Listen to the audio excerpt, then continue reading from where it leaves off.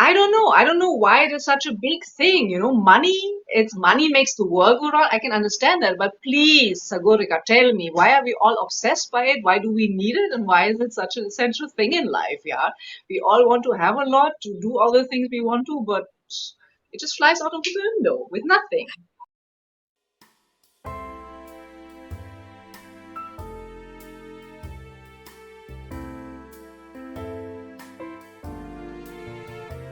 Exactly. That's why it's important. I've been struggling. I know, we've all got our struggles with money. And my thing is that I see so many girls and so many colleagues in the office. I've seen them before in other places that I've worked. I've had friends, and I've never seen them take as much of an interest in investment, savings, etc., as as should be common. And of course, some do. Some I really enjoy talking to. So these girls have also done it on their own. Studied on loans. They've been very particular about wanting to pay it back. And then they know, because once you have that in your mind, you know how hard it is to collect money, to be able to make those payments, and then to have something left over. So they're very smart with their money. Then I see a lot of people who essentially are just like, नहीं नहीं पापा संभाल लेंगे. I send money to my, and I've seen this with guys as well. One of the Mm. people that I knew, he started a startup, and then that startup eventually did not do well. He was kind of betrayed by his partner, so he had to go down. But it was very successful for the short while it was there. They had Amex as a customer, etc. Now, this person's parents were so against him having, the father was essentially like, you are kind of an idiot, you failed once, so I will take care of your money. And he was completely fine. So what he did was send over his salary to his father, and he got an allowance out of it. So I knew Oh my. one girl like this and one boy like that. It's not good when Okay, guys. So this is our topic today. Welcome to Susanne and Zagorika's S Connection, and today's topic is money. Bet on the money, have the money, don't have the money. So, yeah, investment. You're right. Investment is very necessary. Oh yeah, here. Mera chai bhi hai. cheers. Cheers. Cheers to try. But yeah, so investments is something. So now that if I interact with people who are slightly more senior in their fields, they are certainly better versed with money. But if somebody's got experience and they're not really progressing in their jobs, they're just doing it for the sake of doing something, not particularly ambitious. Then I see that this is something very common. Like if you're not in a leadership position, most attitudes towards money are often like somebody starts earning, they get used to buying, especially in urban areas, not talking about the tier 2 cities. They start buying a dress worth 3,000 rupees, shoes worth, that one shoe worth 4,000 rupee.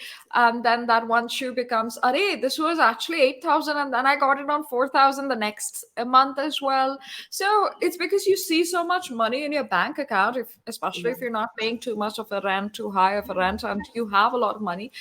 And it's completely fine if you can actually, if you're literate about how much you need to survive. A lot of these people are not saving for later on. They're not saving for retirement. They're not saving for an emergency like a job loss, something like that. Or Yeah, if I they see are, that. they don't It's a see, my they don't line as well. invest it. Hmm. Sorry. It's a my line as well. It's a my line as well. When I was doing a show, Right. everybody was like, Right. buy a new car, buy a new car, buy a new car. And we're like, Mm. but then the EMIs, and we don't know how long this show will run.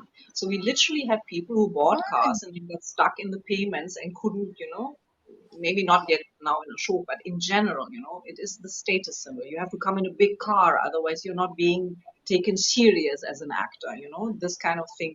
When you are entering the field, you need to show off. I'm already like established. I have a big car and I live in a certain area in town, and I'm doing this and I'm Mm. doing that. So I see a lot of actors are living above their Means. pay, you know, Mm. maybe, or just hitting it. So you're Mm. making a good money in a short amount of time, but you don't know how long that money needs to stretch. You don't know how long, because you have one show, but that doesn't mean you get another show. It doesn't mean that Mm. you don't have a gap of 2 years. So you have to live off something. And You are so into this whole fame and money, and it won't stop. Yes, it can stop. It stopped for me. It can stop for you. It can stop for anybody. You never know when Absolutely, you suddenly your absolutely. luck runs out. So in my line, it is even more than that because, or you said, no, salaried people can also lose their jobs. I mean, How many especially people? in this market, it's been bad. How many people were in trouble with COVID?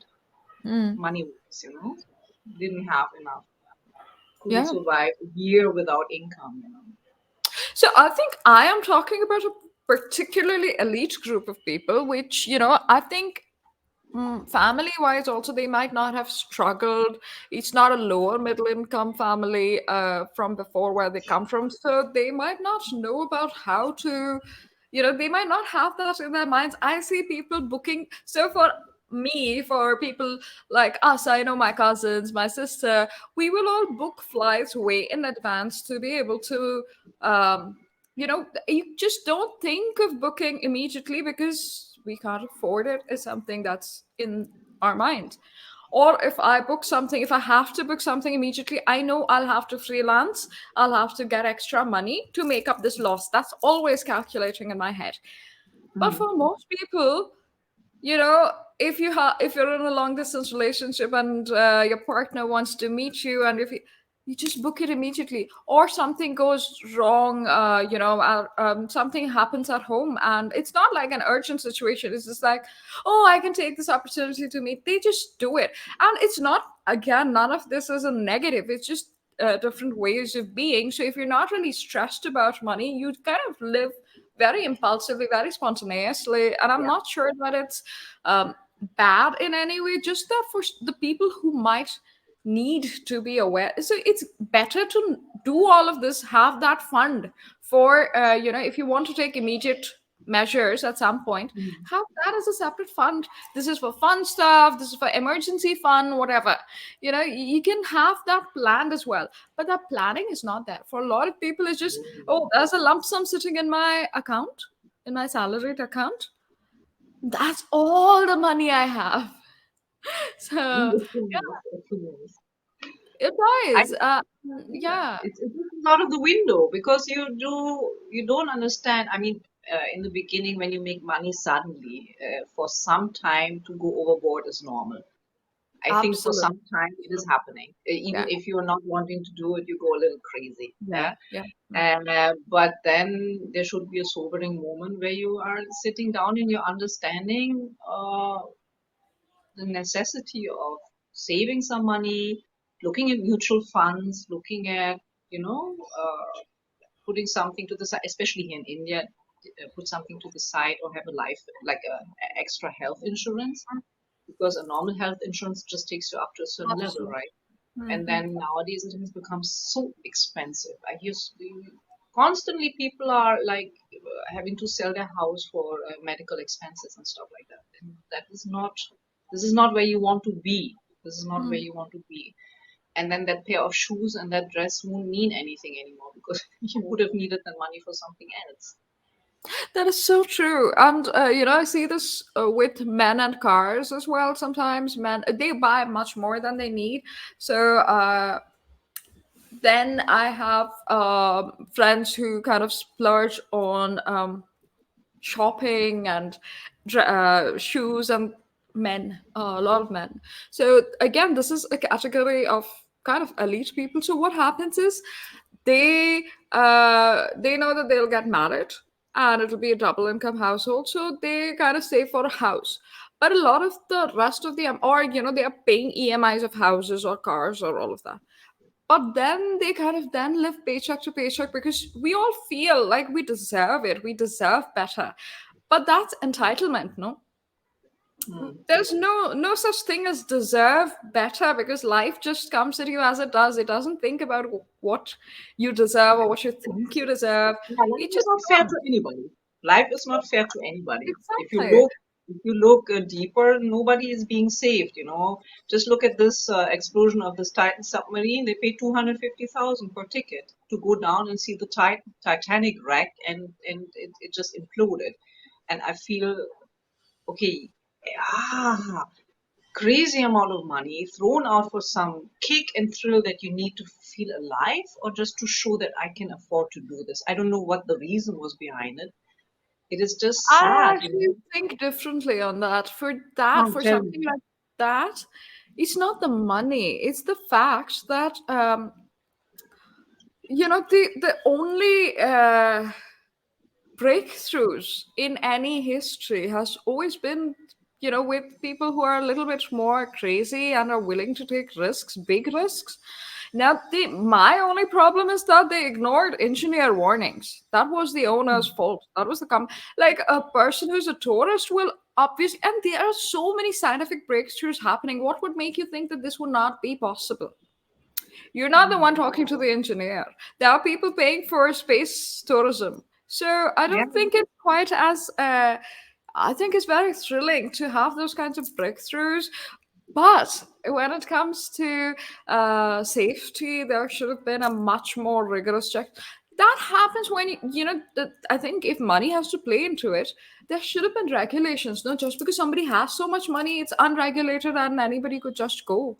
So that should yeah, not that is happen. weird. I think that whole case was weird from every angle because, and they're already searching for a new pilot. Have you seen the ad? They're already Oh searching my for a new goodness, pilot to. no. Yeah, like we have an opening.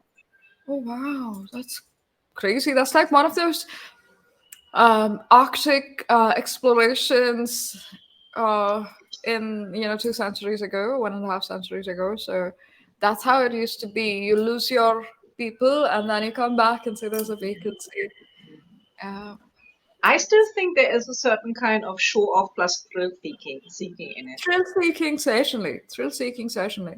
I can But then, understand what you mean, but in this case, it was just purely going down and being there. And then how many times James Cameron went down, and his submarine got even stuck down at the Titanic. But he went down because he was planning this movie.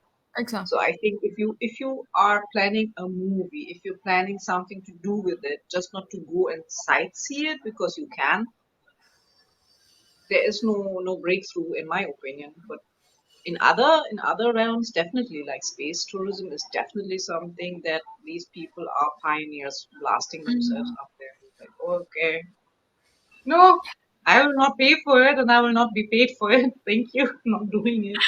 But let's come back to the topic of money, what money can buy and money can't buy.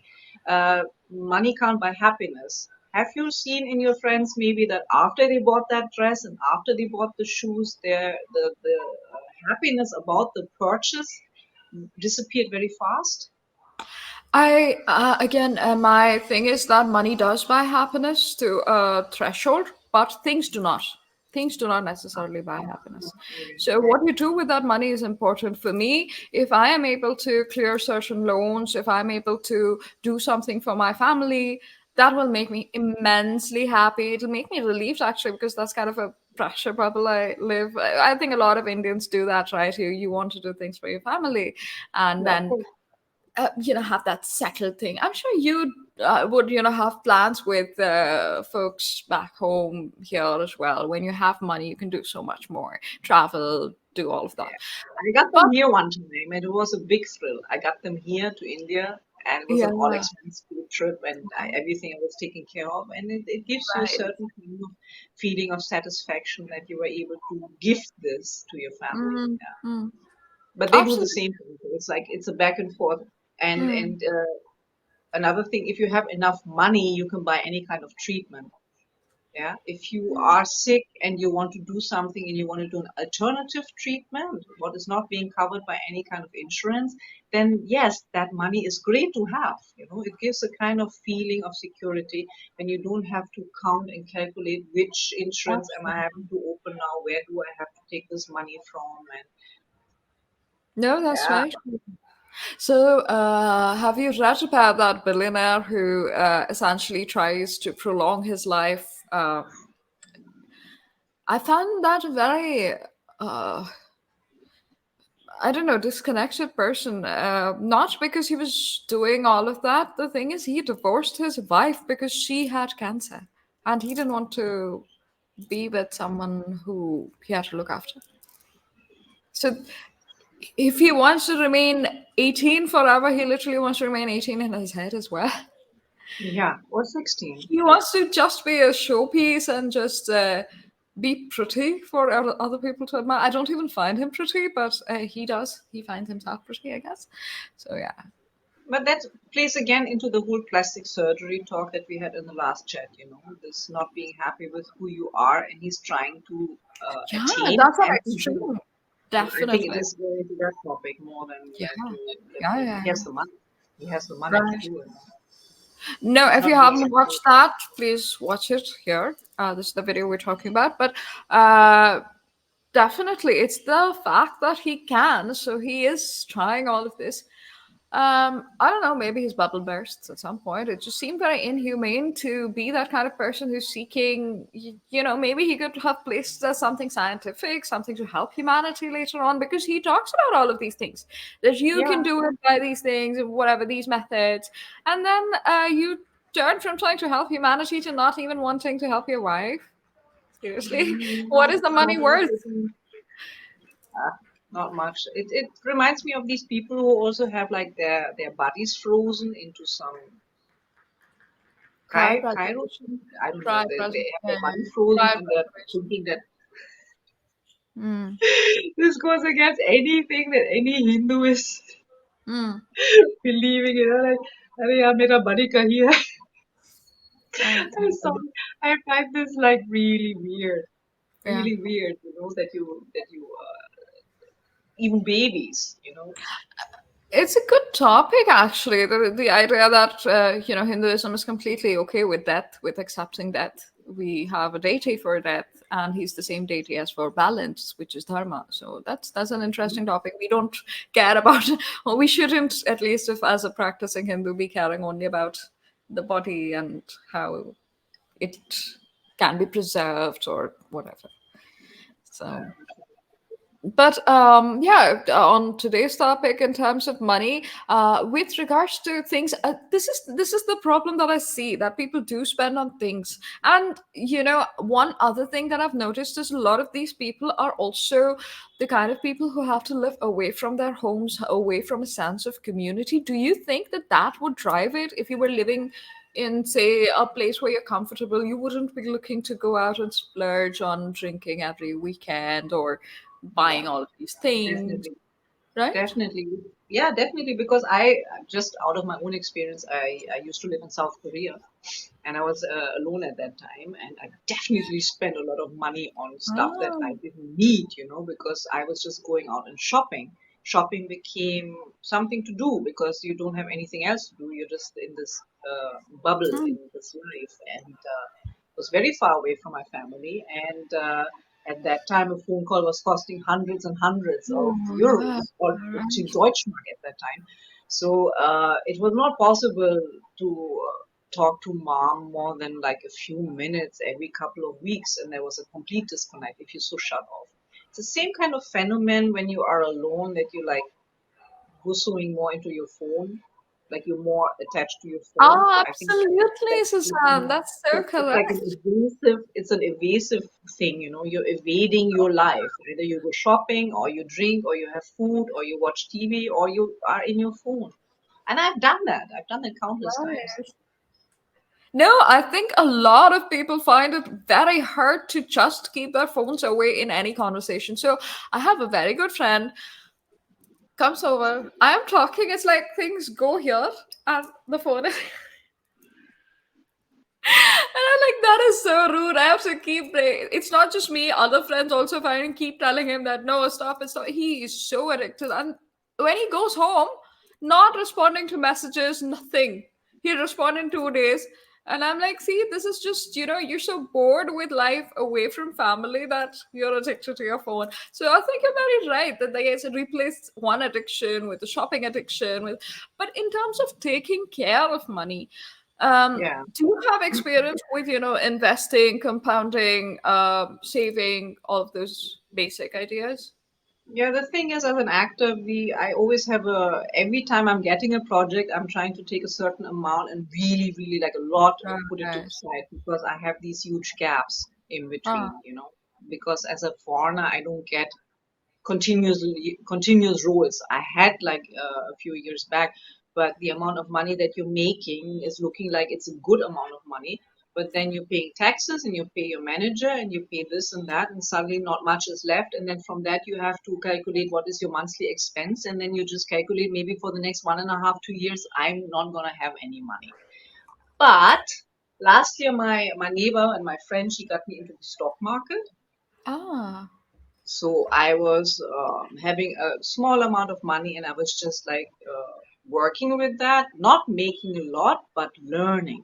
Like I watched these finance videos, and she told me who to listen to, and reading the news about the stock market, and going around the city and saying, "Acha, I have that stock. Oh yeah, or I saw that one was going up." You see the world suddenly through a very completely prism. I mean, maybe you don't have to invest in it, but having a look at the stock market, how it is working together with the politics and how it's working together with lifestyle and everything, it is very interesting, and it has given me a bigger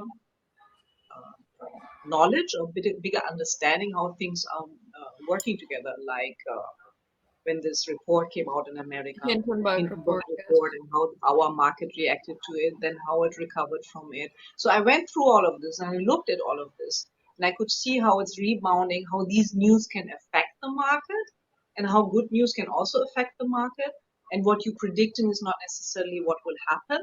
So it was a good experience. Otherwise, it's the typical life insurance saving thingy, and gold bonds, that kind of stuff. Yeah. So No, that's very interesting. This is what I enjoy. I love women talking about investing and stocks and trading and all of that. So, have you traded or have you invested? Have you done any day trading, swing it was trades? it was intraday trading. Oh, What wow. what became longer because of this whole Hindenburg thing. I was really doing pretty well, doing like this Subsika Pese, Uh-huh. JPI. So I Right. was like really happy with that because a little 100, 500, 400 was coming. But to make that money, you need like more, Capital. because Yeah, you absolutely. have to have capital to buy the stock, and when you're selling it, then that difference is coming to you. So even if you're just making, you need maybe 30,000 to make 700. That could be the thing. No, And absolutely. Absolutely. some stocks are so highly valued that I don't even consider them. I'm just like, no, you're out of my But can't afford you. Like Nestle or something like that. That's crazily expensive. That's over. MRF, Yeah, they're I very think. expensive. Yeah.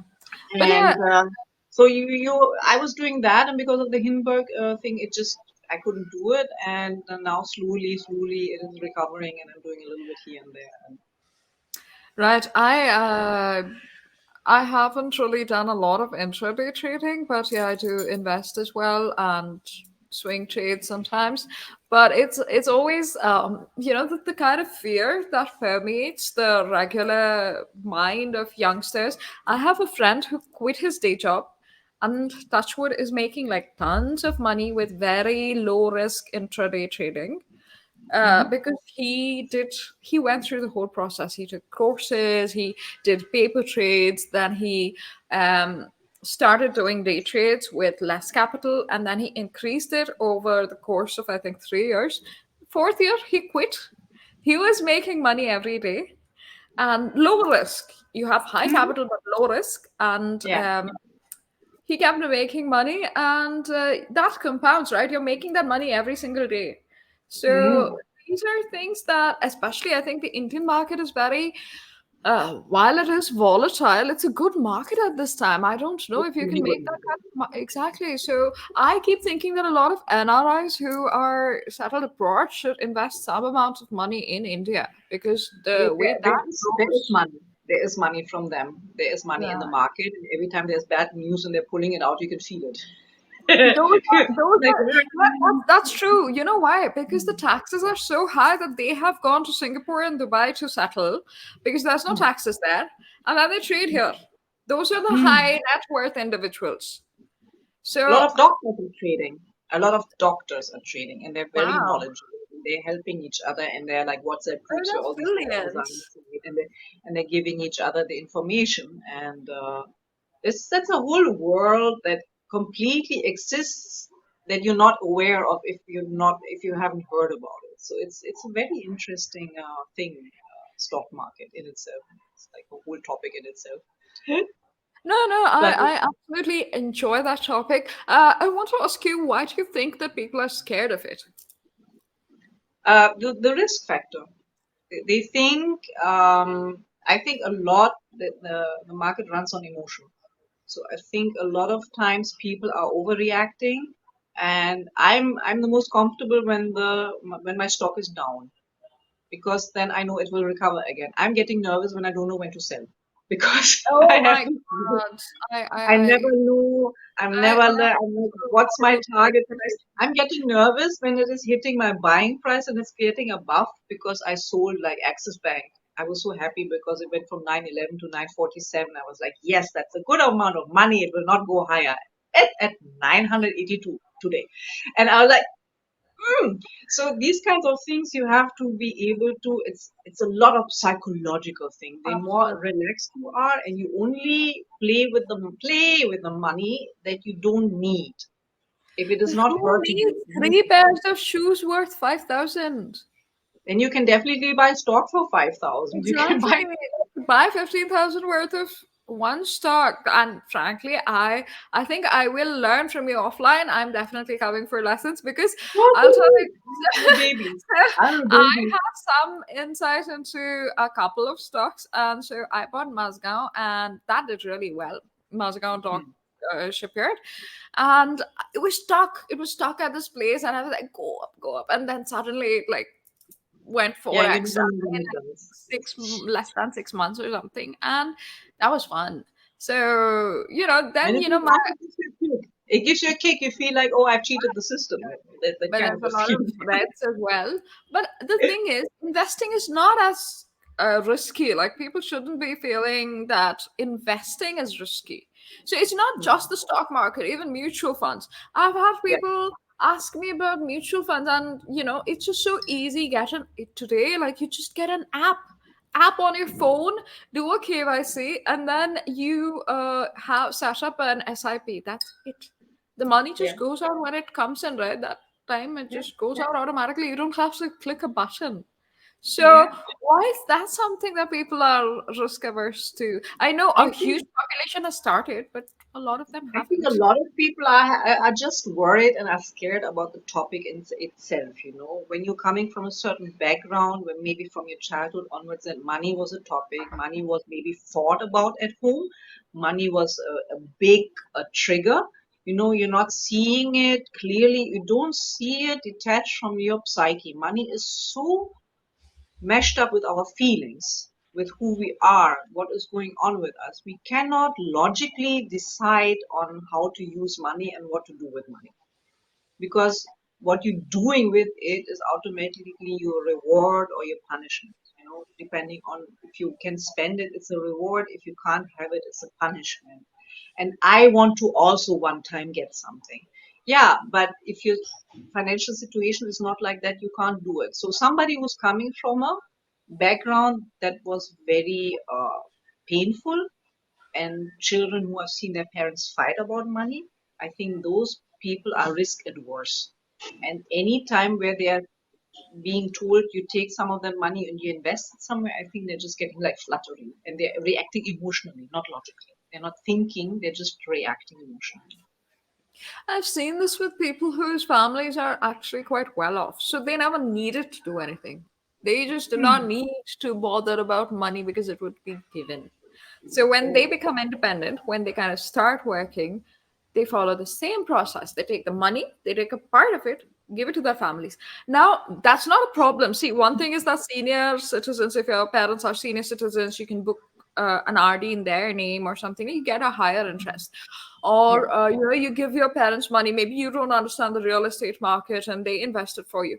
The thing is, most of these people have no idea what their parents did when they need. So it's a given thing that parents कि जब जरूरत पड़ेगी तब मिल जाएगा. शादी होगी तब दे देंगे. You are not in control of how much money out of that you want spent in the wedding. Like it's a lump sum, right? Whether they contribute, whether you contribute.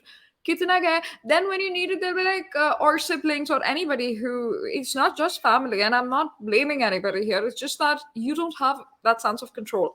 That हाँ हमने तो 10 लाख दे दिए थे उसमें. You do not agree to that maybe, or you don't know if it's that Hmm. money that you saved up for so long, if that's what you wanted to spend. Reminds me of somebody who got a property. The brother bought a property and she hated the property Ah, yeah, yeah, yeah. because she's not in the country. She couldn't see it, and he was just buying it, and it's weird. Okay, that's another thing. But that giving money to your parents to invest, to your brother to invest, that kind of thing, I never heard in Germany, Right, by the way. exactly. Because this reminds me of a story that I saw on Charlotte Dobre's channel, where they were talking about where this girl was saying, they asked me, she married an Indian guy, and they asked me to give like, they're upset that my salary is not going into their joint account. And she Mm. couldn't, she's like, it's my money. I'm earning it. It should be in my account. Why should I give it to my parents in laws? Like, she was completely upset. The whole Western world agreed with her. And I was like, yeah, okay. Cultural differences, it's a very different world. Do you agree with her side, or do you think that Indians have it wrong in this situation? I think they have to figure it out what to do because she is right from her point of view and he's right from his point of view. Right. I think there is a sense of dependency that is not very dependable because, considering that you have to have some, what is the point of being independent if you can't even spend your own money? You can have a portion of it given to joint accounts. Both of you are giving to joint accounts. But Yeah. why are the girl's parents not getting any of his pay? They're not getting it. So why should her money go into his parents' money, Yeah, yeah, right? yeah. That does not seem fair If at it was all. That's supposed very to weird. it was very superficial, so I don't know the details. Right. It was just like one of these stories where they were talking No, about, and this I is don't. this is actually common. It's not just her story. It's not because she's a foreigner. It's a common idea that his parents' upkeep will be managed by her, but her Hmm. parents' upkeep will be managed by her brother and his wife, Hmm. maybe. That Hmm. makes it very unequal because then you are forced to then get that son, and that becomes a whole social issue, right? So in terms of money, I think this is something that couples need to be talking about. This is much more common abroad. That you can actually, it's not that common abroad, but yeah, money is something that does cause a lot of divorces. That's one of the highest causes of divorces is money. One is children, one is money. But yeah, in the West, that's something that makes a difference, and that's something that we should be aware of. That's a crazy notion to get divorced because of money. Yeah. I just know there was this time when a friend of mine, her boyfriend, then fiance husband, she didn't know how much money he's making. She didn't know, like she was living with him and she didn't know how much money he's making. Like he knew what she's making, but he was Oh. not like they were living together, having a household and everything, and she didn't know how much money is actually there in the bank for some time. Then it got sorted. But it was kind of like because she was so young, she didn't understand that she needed to know this. At some point, it would be good to know it. But if you're just 19, 20, you're kind of like, la, li, la, Yeah, loo, yeah, that's okay. you know. Right. Yeah, I think when it comes to thinking about marriage, that's when it's like super important. So, but that actually reminds me. This is from maybe 8 years ago. I was at a friend's sister's wedding, and one of his cousins, uh, they were very wealthy people, big, typical Punjabi family, very wealthy. It was like God, I was like in this plain black and green sari, and like soup. I think it cost 300 rupees, and they were all like Karan Johar's film set. So that was it was like stepping into a Bollywood movie. It was quite interesting, but folks were discussing this one girl who was turning 30 that year. She seemed very smart, okay, very self-assured, smart girl. Uh, she was making 18 lakhs 8 years ago while turning 30.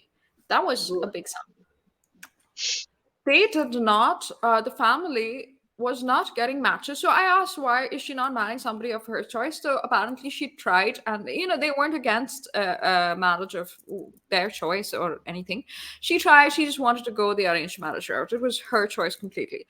Now, they weren't finding enough matches that were okay with her making that sum. I mean, she was okay with them making less money, but they were Yeah. not okay with her making more money. So eventually, they were wondering if, they were not wondering, they had decided that they would lie. And then in a few months' time, she'd, come there with saying that, she got a promotion and now she earns this much.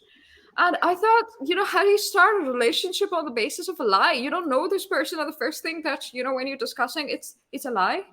How insecure does a person have to be to not be okay with somebody making more money? There's more I things to say, yeah, thank have. you. This is great. We just have some more in the bank. Yeah. It's great that we're making more money.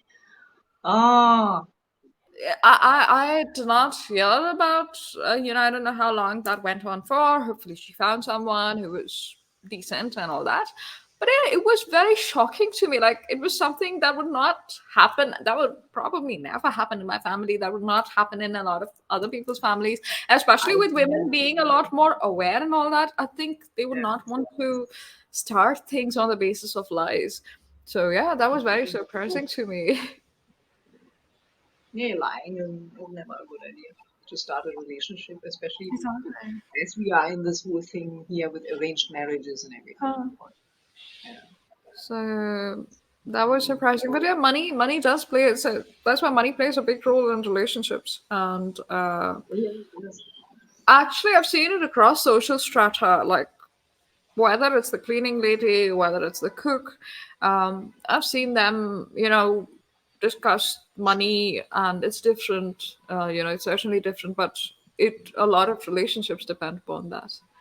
So, yeah, I think it's a very serious topic. I don't think it's given enough attention in the day to day. I don't know if is it an Indian thing. I know there's a lot. I listen to a lot of financial influencers because I love the subject. It's not because I want money. I think I'll listen to it forever.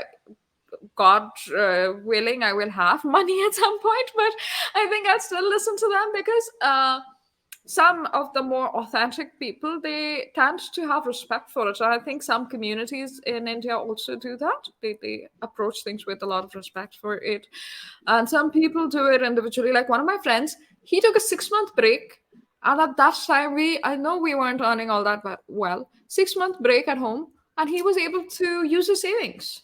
Like, I know a lot of things at home are paid for, but he had enough set aside because he did not go out with us on the weekends. He just went home to Kerala, from Bangalore to Kerala, take a bus, go, and Okay. nothing else. No going out, no lunches, no dinners. And he didn't, it's not like he craved it. He had enough of a sense of community at home. So he had 6 months worth of, he searched for the best job possible, got a huge, huge hike, nicely chilling. Mm. That Exactly. So, reminds me, I saw this whole thread on Twitter where somebody was saying they asked the person on his application how much he's making, and he was making 5 lakhs. Yeah. Now they wanted to hire him for a higher job where he would have made 18. Yeah. So the whole discussion inside the company was like, no, we should give him not 18, even though that's the job, and he would be actually, he's supposed to earn 18. We should just give him like 8 or something like this from the 5, because the increase would be too much. And the person who wrote the tweet, he was saying, no, we will give that money that is connected to the job to this person, because got the qualifications. This is the amount of money that we're spending for this job. This is the job that makes this much money. It doesn't matter what the person made before. And he got that job and he got that money and he thought it's a typo when he got oh, the offer. yes, Just yes, yes. imagine somebody who makes 5.4 suddenly gets an offer for 18. I think that he must have gone like, yeah, because if you already have budgeted this, then what is your logic of saying first we will cut you, like, because you made 5 prior, we will not increase? They That's an offer. issue with pay transparency. Like in general, there is a lot of talk about it. I know in the US there's a lot of talk about pay transparency, but in India we severely lack it. I know there are like two situations. One is that the same thing happened to my colleague, a teammate, very, very high performer. And he got double what he was making. He did not expect it while interviewing, so that was good for him. Another thing is, there was a fight because two people who joined together, they were being friendly, finding things out about the system itself. While discussing it, she mentioned her salary. This man got severely angry, went up to managers, and then she got hauled over coals for it because, why are you discussing salary? She mentioned it because he asked. Yeah. And they were new, and this was something to be kept within themselves. But so yeah, I think pay transparency is extremely important, and it is not performance oriented. It is dependent on very opaque factors, and one of those factors is how much did you earn previously. How is that related to the job I'm doing now? That was a whole discussion under the tree. Why is your prior pay related to what you are It's a supposed to do bad now? HR practice, very unethical, and you're not saving anyone any money. The company has already budgeted that. The company actually has enough money. It's giving somebody their livelihood, what the job that they're doing, whatever is worth that job, is not going to take away from what the company has saved. And this is something, a few days ago, Ankur Waraku, one of the influencers, so to speak, he speaks on many subjects, but he had mentioned this over a tweet thread as well, that in his company they were looking at somebody who was not making that much. They were hiring for 14, and the discussion was, should we give it to him? Because why not? Because that's the job, that's what he will be expected to contribute to. He's going to be working worth 18 lakhs or 14 lakhs in this case. Yeah, So then give him the 14 lakhs and then expect that much worth of work, right? yeah, So that's otherwise, yeah. crazy. Yeah. Well, I don't know. Money is just something that is, like you said, makes the world go round. So we can keep talking about it. It's so Yes, we interesting. could, but Yeah. I Um, think. I'm coming to you for the trading lessons. And everybody who's just shopping, just look at your clothes that you have in your cupboard and decide if it was worth it to buy. Whatever you're having there, was it worth it? Are you still having joy out of it? And before you buy something new, just sit on your butt and think about it. Will this really make me happy? Because it is just it's a small thrill. After two, three times you wore it, and then it's already you consider it old, and then you I want the think it's the next one. first time you wear it, it's gone. It's all done. It's just Yeah. another thing in the cupboard.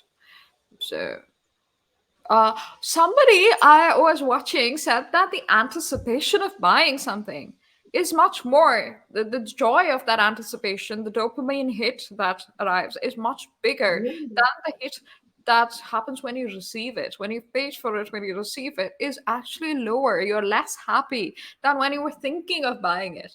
So you can keep something in your cart for 24 hours. That's supposed to be an easy way to save money, right? You Yes, keep it. that explains it. I do a lot of window shopping, you know. I look at Right. stuff.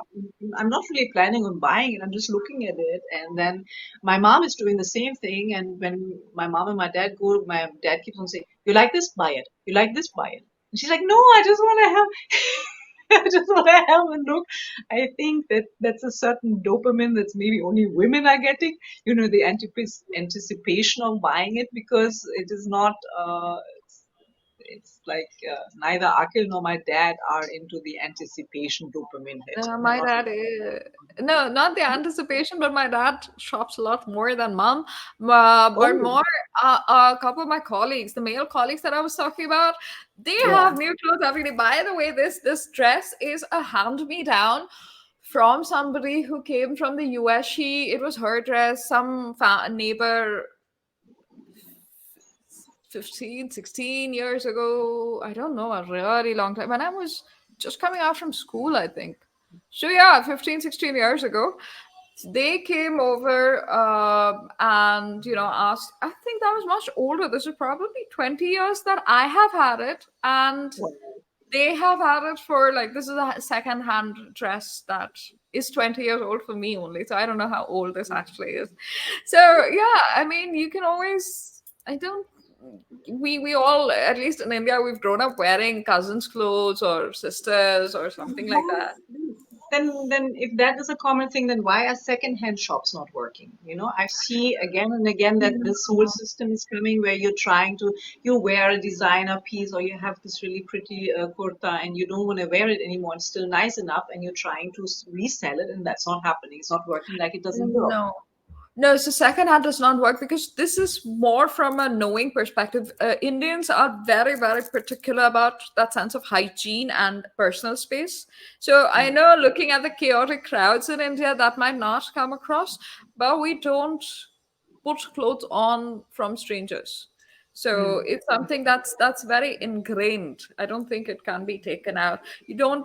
You don't know what that piece of clothing or that item or that car or anything has gone through. Even houses resale now, a lot of things are driven by economics. Of course, resale value is better for houses and cars, so people do buy it lived in. But if someone can afford to, then they always go in for the new one. Especially what happens is if you're wearing a nice thing that's secondhand, you probably purchase it for 6,000 and then you're selling it for 2,500. It's a great deal.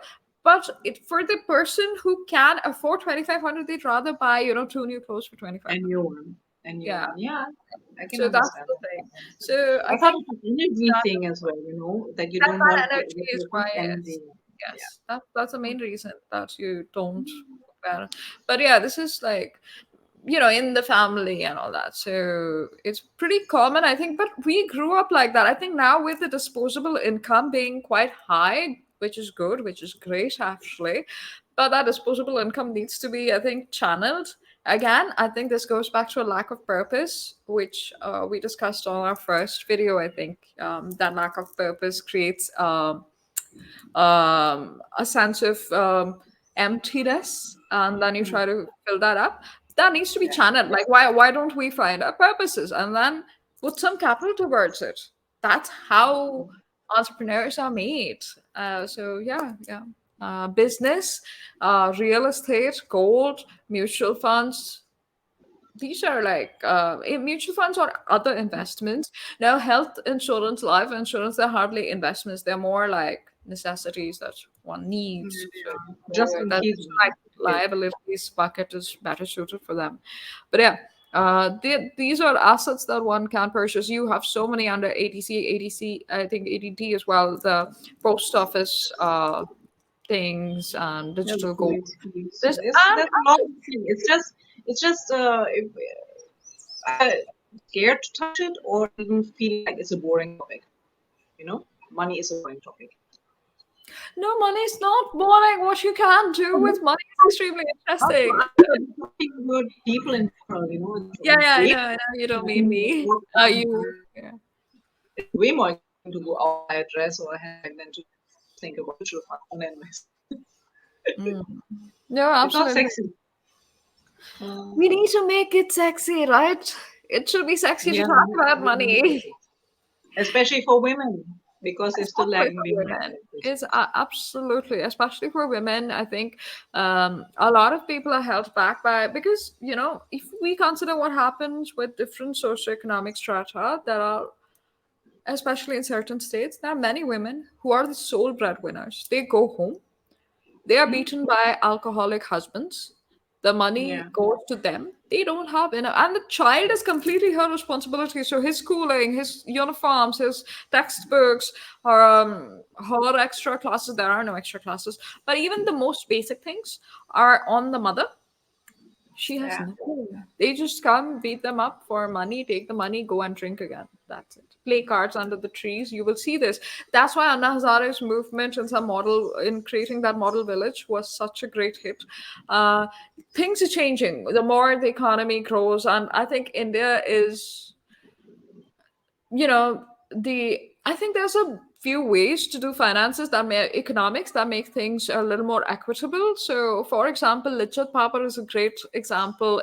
Amul of cooperatives doing very well, and Lichat was a Hmm. woman run cooperative, so I think that's a huge deal. And I think these things bring in a lot more equitability to how money is spread around society. It should reach the people who struggle with it most. Who need it, who need it, yeah, definitely, definitely. So there's different ways to go about economics of it, but yeah, the money is important. So if you look at what happens to these people, we cannot ignore the fact that every person, every individual man or woman needs to have a certain amount of understanding about where their money is going, what they want to do with it. And it's good if you want to join your finances, it should be a proper choice. So Yeah, it should be because money is also dignity. If you don't have money, you don't, yes. you know, it gives you independence, gives you dignity, it gives you food and clothes and everything. So if you like this, please just leave a comment in the comment section and subscribe to either of our channels, Both of our channels, why not? both of our channels. Yeah, we do talk shows and podcasts, and we hope you like this. Thanks for joining. Until next week, see you. Bye.